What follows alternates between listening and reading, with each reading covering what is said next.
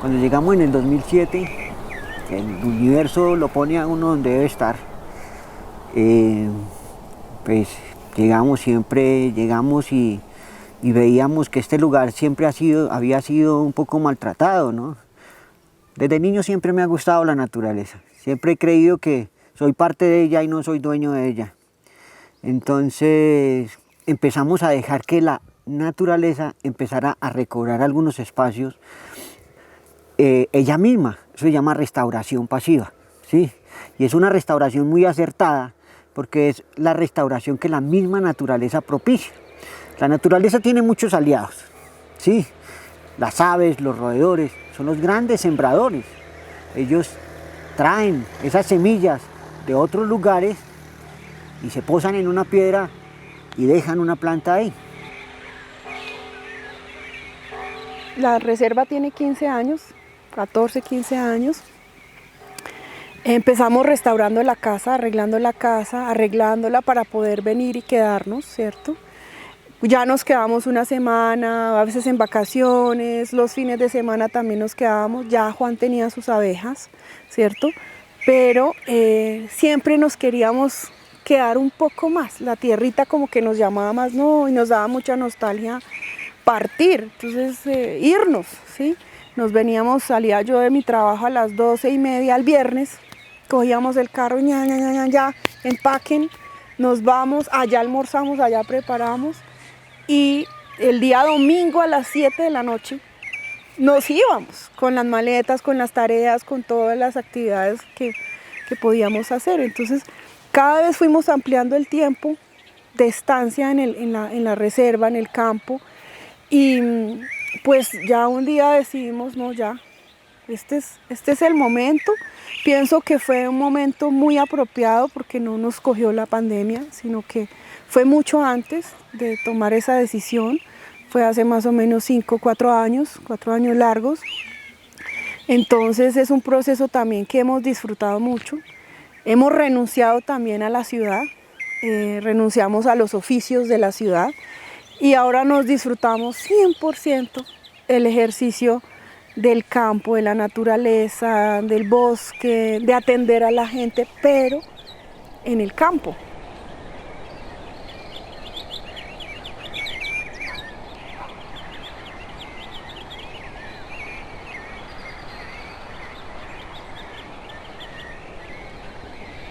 Entonces, esos lugares que estaban destinados a agricultura, a ganadería, empezaron a tomar otras tonalidades, a tomar tonalidades de verdes distintos. Y eran los árboles de especies distintas que empezaron a aparecer en el lugar, ¿sí? Y empezó a hacerse su restauración pasiva, o sea, los potreros empezaron a tener bosque. Y eso llevamos 13 años en ese proceso. Todo en alta montaña, por las condiciones físicas, es mucho más lento. Menos oxígeno, menos temperatura, menos luminosidad solar. Eso hace que las plantas vayan subiendo mucho más lento, mientras en la Orinoquía uno encuentra árboles de 10 o 20 años que son unas moles.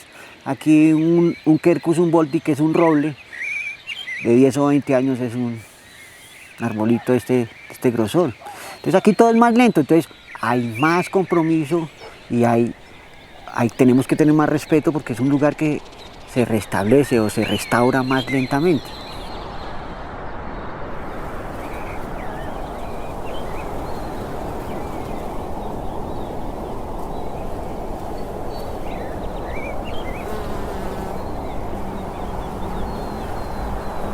Entonces alguna vez, en algún momento yo tuve un sueño,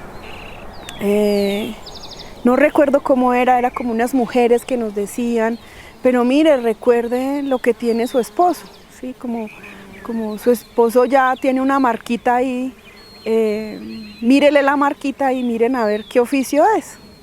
Entonces él siempre ha tenido un lunarcito en la mano izquierda en forma de hexágono. Él tenía una manchita ahí como un hexágono. Entonces en el sueño nos decían, no, recuerden cuál es el oficio, ¿sí? Entonces yo le dije, él había intentado tener abejas, pero pues claro, todo eso es un proceso de aprendizaje Él tuvo unas abejas inicialmente, el frío, las condiciones, no sabíamos, no teníamos maestro de apicultura y se murieron. Entonces él dijo, no, no, no, abejas nunca más. Pero como tuve el sueño, yo le dije, no, insistamos un poquito en las abejas, por algo será. Y claro, después buscamos un amigo, él vino, nos hizo como un taller, un curso y comenzamos nuevamente. O sea, por segunda vez comenzamos ya con un poquito más de fe, ¿sí? De fuerza, de confianza y él como más entregado a su oficio, tratando de recordar de pronto lo del sueño, ¿cierto?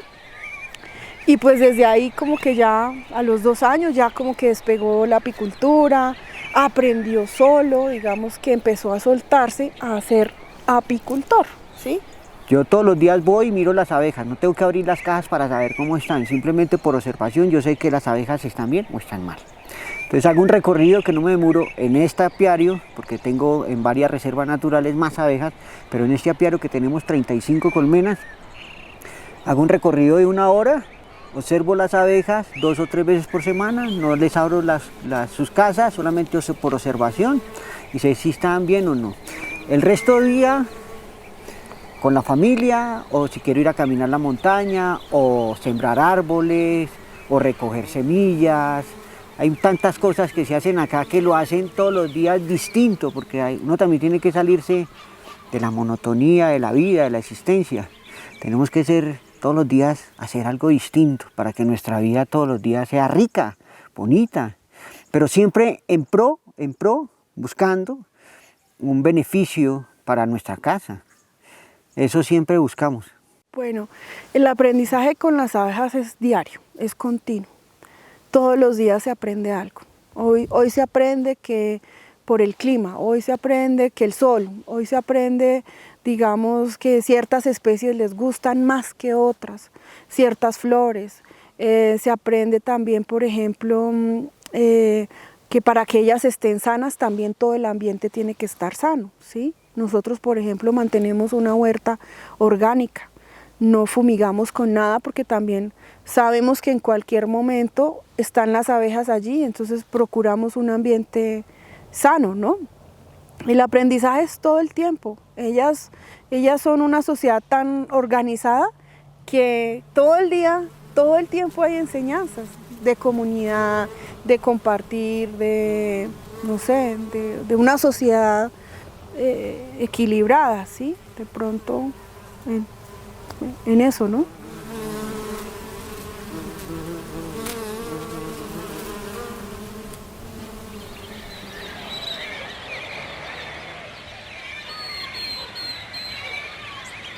Arcabuco es un municipio que está ubicado en el departamento de Boyacá, a 32 kilómetros de Tunja, de la capital del departamento. Pero Arcabuco tiene una particularidad, que debajo tiene unos mantos de caolín, una arcilla blanca que usan para las vajillas, para los elementos sanitarios, para desarrollar esos productos, pero entonces Arcabuco está lleno de ese material, unos caolines muy finos que los buscan mucho esas empresas, Cerámica Italia, todos estos personajes, pero nosotros tomamos la decisión de ser reserva natural para blindarnos de la minería, porque la minería yo la tengo aquí al lado, ¿sí? Entonces, como un proyecto familiar, que es una esperanza, que es una posibilidad de la supervivencia de nosotros como familia, no podemos permitir que venga la minería y nos lo destruya. Entonces, una de las estrategias de nosotros fue blindarnos de la minería, constituyéndonos como reserva natural. Los que cogemos el camino de producción en base al tema de la apicultura, pues necesitamos del bosque, indudablemente. Todos los apicultores, de alguna forma, ayudamos a hacer restauración en los bosques, ¿sí? Pero hay una cosa muy bonita que pasa en las reservas naturales, y es que cuando uno tiene una reserva natural, usted es parte de la reserva. O sea, yo no soy dueño de la reserva. Yo ya aprendí que yo no soy dueño de nada. Yo soy un habitante más de este planeta.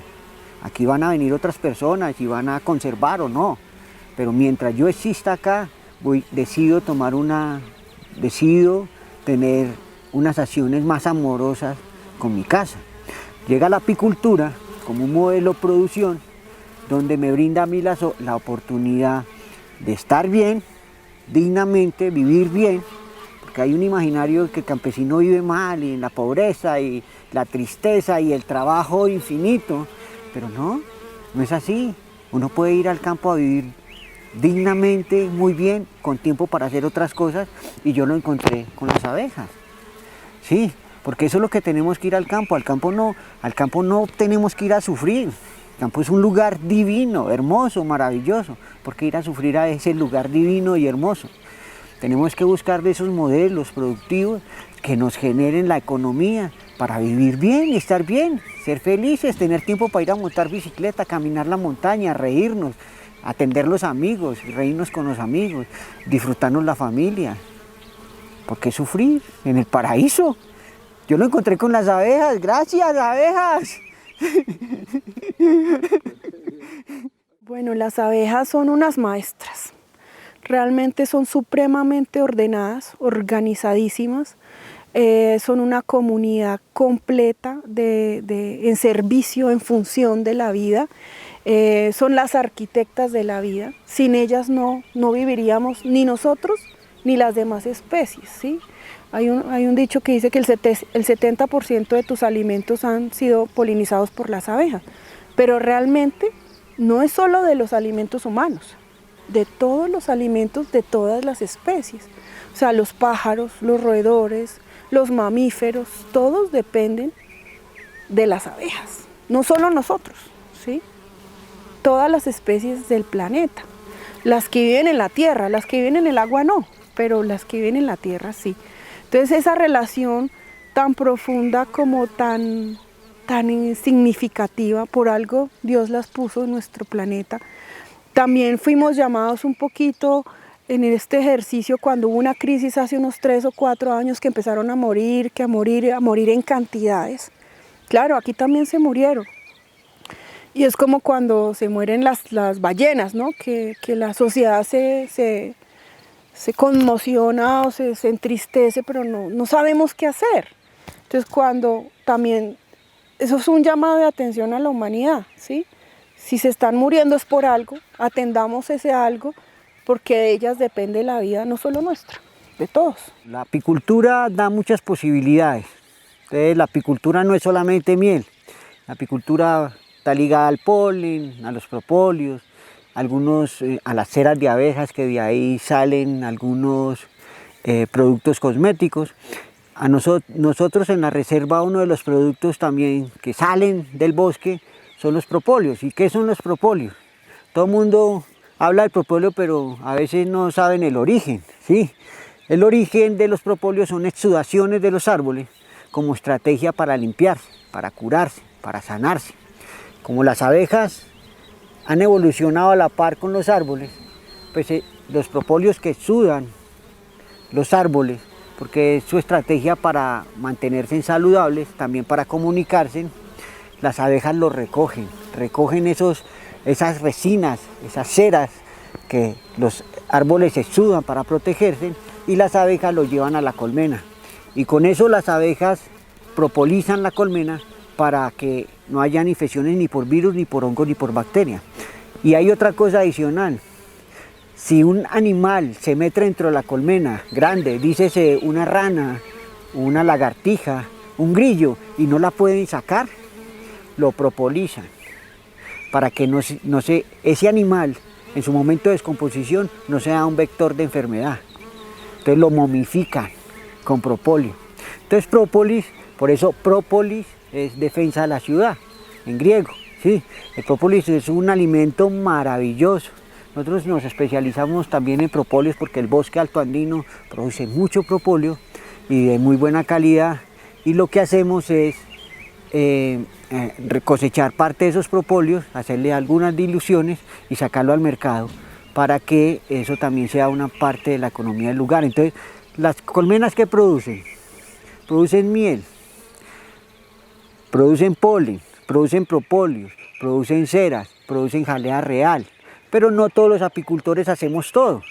Nosotros nos especializamos según el potencial que tenga el lugar, y nuestros potenciales aquí son la miel, los propóleos, son la miel y los propóleos, y entonces nosotros nos dedicamos, hacemos más énfasis en eso. Sin embargo, tenemos mi esposa ha estudiado algo de cosmética y ha desarrollado unos productos cosméticos a base de la cera de abeja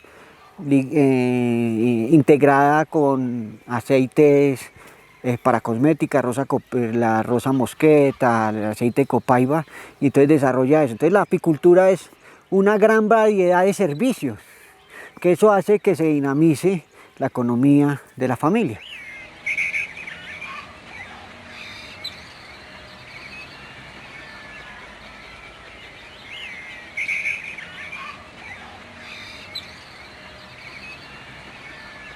En mi ejercicio de la docencia, pues a veces veía que no todo era, digamos, asimilable, o que la función como docente de pronto quedaba un poquito corta en las aulas.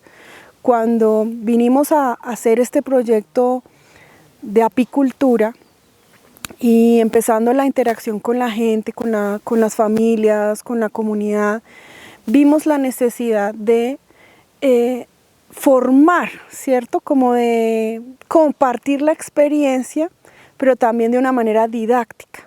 Entonces creamos como un espacio, como una aula pedagógica, donde los niños, las familias, la comunidad en general puede entender más fácilmente cómo funciona una colmena y qué función cumplen realmente las abejas en un ecosistema o para la vida de la humanidad, ¿no? De la humanidad y de todas las especies. Entonces realmente lo que hicimos fue como desplazar al aula al campo, ¿sí? Y en el campo crear un ambiente donde la gente pudiera estar un poquito atenta a una enseñanza muy elemental y muy básica en torno a las abejas. En color, en textura, ¿cierto? En sabor, ¿sí? Podemos ahorita hacer una degustación de la miel y reconocer estas variaciones. Los muchachos de ahora, estos seres nuevos que están ahorita en el planeta, tienen un nivel de conciencia distinto. Indudablemente los muchachos de ahora son más pilos y entienden que hay que conservar para permanecer. ¿Sí? Entonces, con los muchachos es mucho, con los jóvenes es mucho más fácil hablar de esto, porque la información de una la entienden, la saben, ellos ya la saben, ¿sí? Porque es su casa. Entonces cuando vienen los muchachos, pues lo que hacemos es simplemente basados en sus preguntas, en sus inquietudes, empezamos a resolver lo que podemos de eso, y siguen haciendo una labor. Algunos, tenemos una escuela aquí de formación de apicultores, entonces a muchas personas del territorio que me llaman, uy, quiero aprender, venga, enséñeme, nosotros desinteresadamente les enseñamos. Otros dicen, oye hermano, pero va a ser su competencia. Yo no, va a ser mi aliado, porque me va a ayudar a restaurar otros lugares. Yo tengo una pregunta. ¿Por qué las mieles tienen diferentes colores? Bueno, las mieles tienen diferentes colores, buena pregunta Isabela, porque dependiendo de las características botánicas del lugar y climáticas también, ¿no? Entonces, si tenemos un verano, hay una florescencia, y esa florescencia se va a ver reflejada en el néctar que las abejas consumen. Entonces, cuando estamos en verano, podemos tener esta miel de orquídeas, que es una miel más clara, más dulce y muy perfumada, ¿sí? Pues nosotros tenemos, aparte del tema de la apicultura, brindamos algunos otros servicios. Entonces abrimos las puertas de la reserva para que los visitantes vengan a la reserva y aprendan algunas cosas.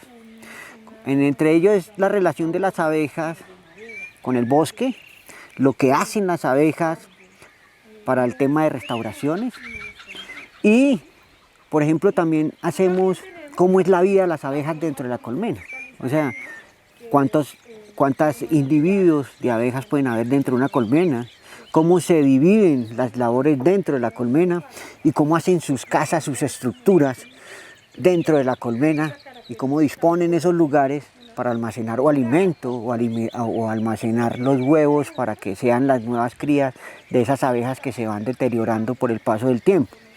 Y eso empieza a cambiar la información que tienen las personas o esos imaginarios que están dentro de las cabezas de las personas que creen que las abejas son asesinas. Sí, las abejas son un regalo de la naturaleza. 7 de cada 10 plantas que nosotros llevamos a la mesa, las abejas necesitan ser polinizadas por las abejas. Empezando por eso. O sea, si no hay polinización de las abejas, es posible que la pera que vale 500 pesos acá pueda valer 5.000 si la tienen que polinizar manual. Sí, porque se encarecen los costos de producción. Las abejas prestan un servicio maravilloso de polinización.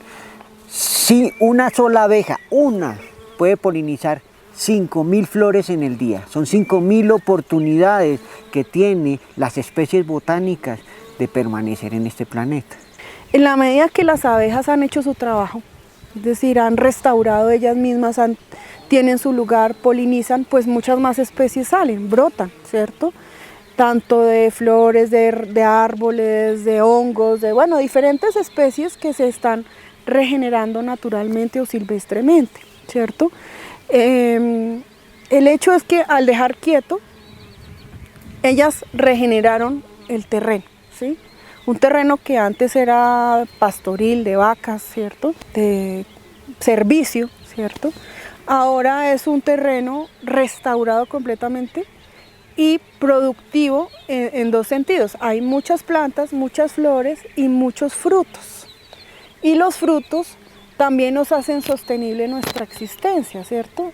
Porque a veces hay cosechas, tenemos por ejemplo, nuestras especies silvestres aquí están relacionadas con las ericáceas y los frutos del bosque, que son los arándanos silvestres. Entonces en la medida que hay más abejas, pues polinizan más y tenemos más frutos. Y con ellos pues hacemos algunos subproductos, vamos al bosque, recolectamos.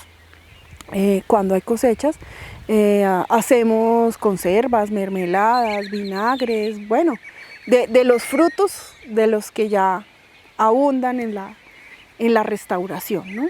Y pues todos los derivados de la colonia, de la colmena, que con tanto respeto y tanto sacrificio ellas hacen, entonces todo eso también nos da el sustento, es decir, de esos productos como la miel, el polen, el propóleo, las ceras de abejas, ¿sí? La miel reposada ya como fermento. Entonces todo eso nos da la sostenibilidad y podemos vivir en una alianza y en un ejercicio, digamos, de búsqueda de equilibrio, porque también hay escasez, ¿sí? O sea, a veces también hay momentos de escasez, pero generalmente ellas proveen, ¿sí? Así como proveen en la naturaleza, nos proveen también a nosotros de esos productos que son tan beneficiosos para el consumo humano y con tantas propiedades.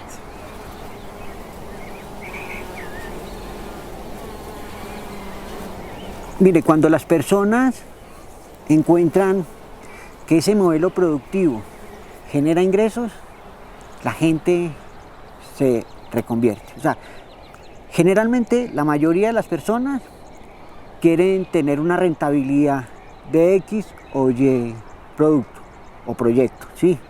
Cuando las personas vienen acá y ven cómo vivimos y cómo es la relación nuestra con las abejas, cómo es la relación nuestra con el bosque, empiezan a creer que sí es posible de irse a vivir al campo, rediseñar su vida, sí, reorientarla y irse al campo de alguna forma, hacer cualquier modelo productivo, hacerlo bien, con respeto con su entorno y poder vivir dignamente.